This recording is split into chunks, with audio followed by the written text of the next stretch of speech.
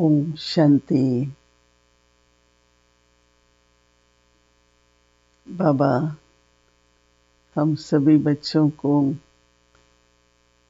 अंदर का लाइट और बाहर का लाइट स्वरूप देखना चाहते हैं।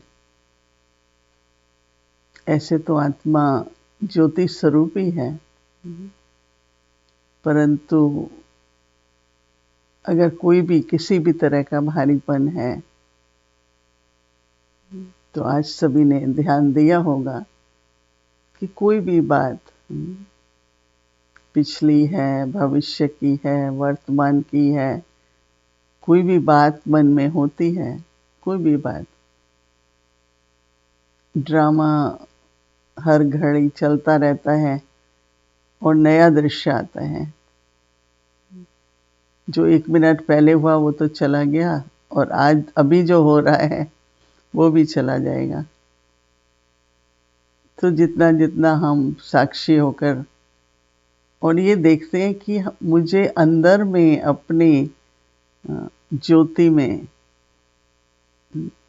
मेरे को दिए के लिए अपनी दिया जो है उसकी लौ को हिलने नहीं देना है। बस इतना मुझे अटेंशन रखना है कि मेरी ज्योत सदा ही जागती रहे और दूसरा हल्कापन रहे। अगर इतना अटेंशन हम देते हैं तो ड्रामा का तो देखो परिस्थितियां तो आएगी चली जाती, आती है चली जाती है। हमारी दादी गुलजार कहती थी, देखो समय को भी ये समझ है कि वो बात को पकड़ के नहीं बैठता है, वो चली जाती है।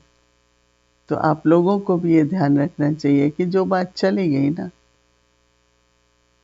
फिर उसका सोच चले, उसका बोल चले, उसका मनन चले, तो ये समझदार की तो निशानी नहीं है।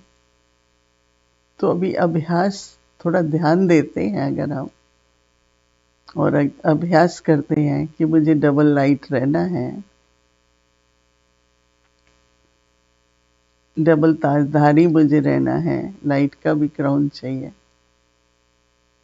वो तभी संभव है जब हम सीन देखते हैं, चलता है, हर एक का पार्ट है और हर एक में परिवर्तन तो आता ही है ना। मुझे स्वदर्शन अपने अंदर का जो सूक्ष्म पुरुषार्थ है वो चलता ही रहे। तो जैसे कि घृत पड़ रहा है और दिया जलता है, सदा जलता है, तो उसकी बहुत खुशी भी है और संतुष्टि भी होगी। थोड़ी भी हलचल होती है ना अंदर में, तो उसका खुशी पर भी प्रभाव पड़ता है। और बाबा तो देखो मुरली में भी आजकल श्रीमत पर बहुत ध्यान दिलाते हैं। तो बाबा ने हम सब बच्चों को दिव्य बुद्धि और दिव्य नेत्र का वरदान दिया है। तो दिव्य बुद्धि क्या है कि हमारा सोच और हमारी निर्णय शक्ति श्रीमत के आधार पर हो, क्योंकि दिव्यता है अलौकिकता और अलौकिकता का मतलब कि इस लोक का जो सोचने का तरीका है, लोक इस दुनिया का जो सोचने का तरीका है वो साधारण है और जो बाबा के बच्चों का सोच है वो अलौकिक है, अर्थात उसमें दिव्यता है। तो सदा अपनी दिव्य बुद्धि का वरदान और दिव्य दृष्टि, आत्मिक दृष्टि, उपराम दृष्टि, सद्भावना हो उसमें दृष्टि, वो दिव्य दृष्टि है। उससे सभी आत्माओं को, जैसी भी कोई आत्मा होगी, उसको दिव्यता के अलौकिकता के अनुभव होने से उसकी अपनी लौकिकता चली जाएगी। तो जब श्रीमत के आधार पर दिव्य बुद्धि अर्थात बुद्धि का यूज है वो दिव्य है, वो अलौकिक होगा, साधारण नहीं होगा। तो इसलिए बाबा चाहते हैं कि बच्चों को ये जो वरदान मिला है उसकी स्मृति रहे,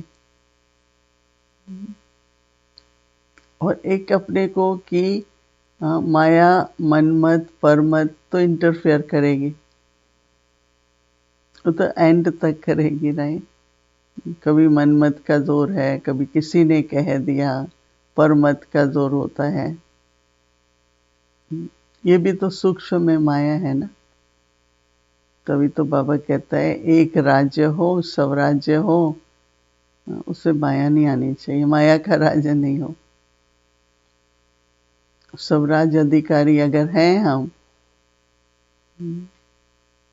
और हमारा धर्म पवित्रता है, तो पवित्रता से क्या होता है? दिव्यता आती है ना।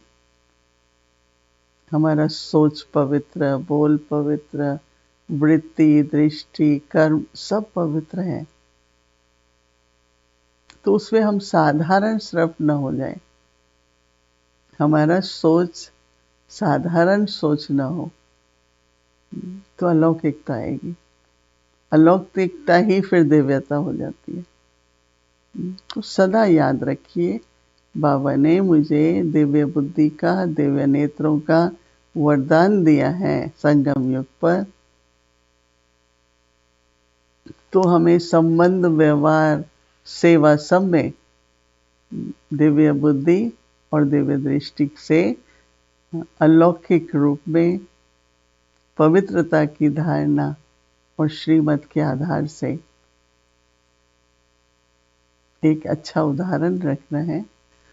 तो अगर ये इस दिन भर हमें दिन भर आज कल ये अभ्यास करेंगे हम बुद्धि, तो हमारे संकल्प में सिद्धि आ जाएगी और हमारा हर संकल्प सदा सिद्ध होगा, संकल्प शक्तिशाली होगा, दिव्य होगा।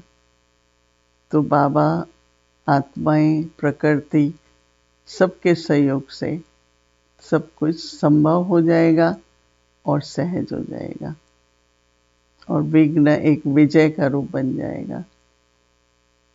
ऐसी दिव्यता की मूर्ति स्वरूप मुझ आत्मा को बनना है। ऐसा लक्ष्य रख दिन भर हम अभ्यास करेंगे। ओम शांति।